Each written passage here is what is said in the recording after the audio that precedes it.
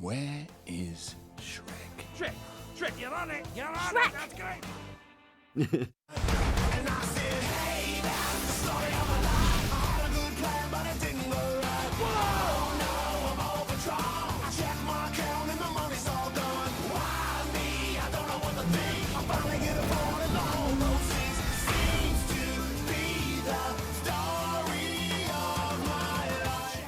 Shrek the Third picks up right where Shrek 2 left off. Technologically, the movie is taken a huge leap. It's very, very noticeable in this film. The attention that we put into all that kind of details is just amazing in this movie. The first Shrek, we started the animation in 1998. In a way, we have to kind of like freeze that system at that time. And then we did the same thing for Shrek 2 when we started animation in 2001, which we make it better than the first Shrek. Fear me, if you dare. And then for Shrek the Third, oh yeah, we have so much new things that we can put into the characters to build the system even easier and better for the animators. Making an animated film requires a tremendous amount of technology, from the early story creation process through production, all the way through to post-production. And our job as technologists is try to find and make the greatest and latest technology and bring that to the hands of the artists to enable the filmmakers to ultimately create their vision of the film. There are key strengths in both HP and AMD, and together they have actually been able to deliver us some products that really have put us beyond the cutting edge of where CG work is today. Characters are still the same, but the inside technology has gotten a lot faster to work with, and so the way we work with the characters have been a lot more efficient. We've added more controls to the character as each film kind of went on, and on Shrek the Third, we really have characters that can have a lot of life to them. That's true. Our facial setups are now a lot faster, so we can actually go in and do a lot of iterations to kind of see the detail and kind of work with the character a lot more. We're not sitting around waiting for stuff to happen, so we're able to make more and more creative decisions in the time that we're given on the shots, which lends to more subtle details and ultimately better animation.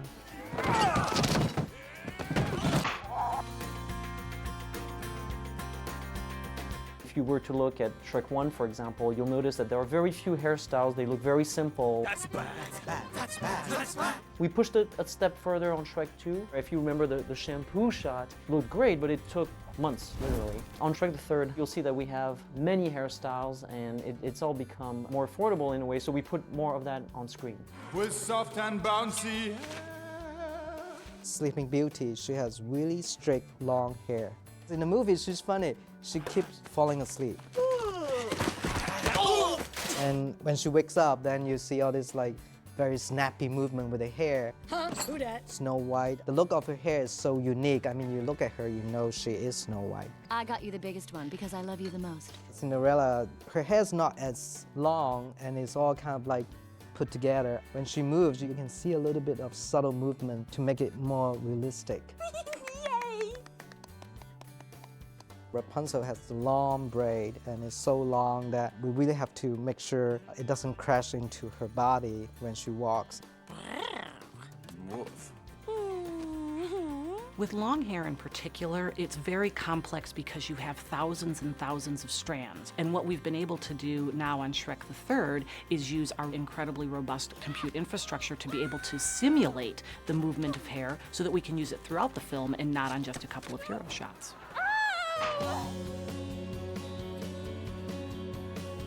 We spent a lot of development in advance of the film on the clothing and not having what we used to call medieval lycra, where everything was sort of stuck to the characters. And so now you see a lot of loose sleeves, double layers, triple layers of clothing, and real fluid motion, a lot more simulation of clothing. That's actually a very nice leotard. Thank you. Just the amount of clothing that's done from Shrek to Shrek 2 to Shrek the Third has increased by 10 times. It's just amazing the details of the fabric that they're wearing. Shrek, Yeah? you look handsome. Ah, come here, you. Our costumes have become much more elaborate. The things that have prevented us from doing this in the past is just the ability to do that much computation. By using this power, that helps them tell the story. On On Shrek the Third, we used fluid solvers for a lot of the gases, steam, smoke. A lot of the magic used fluids as well as all the fire. The tricky thing with Merlin was he's supposed to be this kind of old guy that, hasn't done magic for a while. I don't have that kind of magic in me anymore, kid. How about a hug instead? And we had to come up with something that made him feel rusty and not perfect, but he's still Merlin, so he's like the best magician around.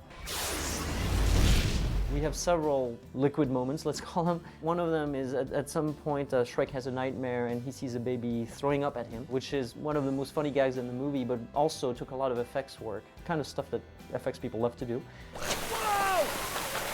It's funny how every Shrek we do revamp the fire system to do something very different.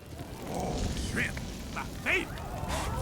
We shot a lot of fire reference. We had one shot where the bra catches on fire. So one of the guys, Taylor, went out and we actually bought a few bras and he set them on fire outside the building. We're actually using a real fluid simulation to do it. We change the way we're computing volume rendering. We develop new technique to be faster, more beautiful, ta-ta-ti-ta-ti-ta-ta. Lighting comprises about the last half of the production process, so it's a big chunk of time. The Shrek films achieve a really natural lighting, more so than pretty much any other animated film. You the spot! In CG, one of the things that was impossible actually to accomplish on Shrek 2 was to get a diffuse lighting simulating an overcast day. I guess for people who don't do lighting, that may seem like, yeah, so what?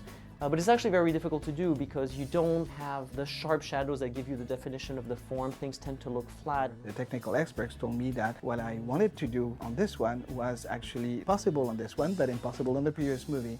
Now we're into dual-core Opteron processors, 64-bit. With better brain in the computer, lighters can actually see more of it as they're working with it, which obviously makes things a lot easier for them. We've been able not only to invest in our main characters, which of course look gorgeous, but also in all the secondary characters, and that was not true on previous movies. So if you were to look at the crowds in Shrek, they frankly don't look that great. In Shrek 3, it's really no longer the case.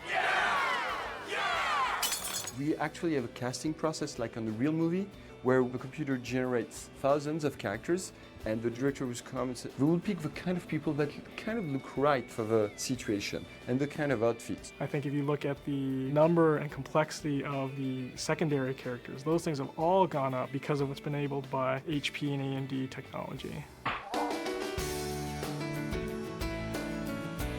It's usually very challenging to deal with these really big environments. So when we're building a whole forest, there's just so much stuff on screen that lighters have to be able to wrangle all this complexity. And of course our computers get more and more powerful, so we could put more and more things into our images. We get a quicker turnaround, we can do more iterations, and we can make it better. It also allows for sort of the creative appetite that inevitably happens and that you want to add more characters, you want to add more environments, which make it all look very beautiful and lush. We need the power to actually turn that over so that we can make it look just right. The users can interact with things that are just so massive. I mean, an ordinary computer would just... I knew I should have got that warranty.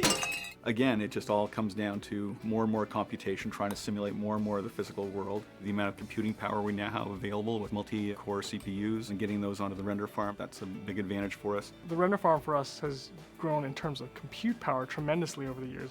We had 5 million render hours on Shrek 1, we had 10 million render hours on Shrek 2, and we had 20 million hours on Shrek the Third. Whoa! Yeah, wow. I am, I'm proud of the whole movie. Visually, the whole film will wow people. It's another step forward in storytelling. The way we believe in the world comes through in the images because they're done with such care and such attention to detail. We continually push the state-of-the-art and the leading edge of technology, and as we solve those problems, those solutions become broadly available.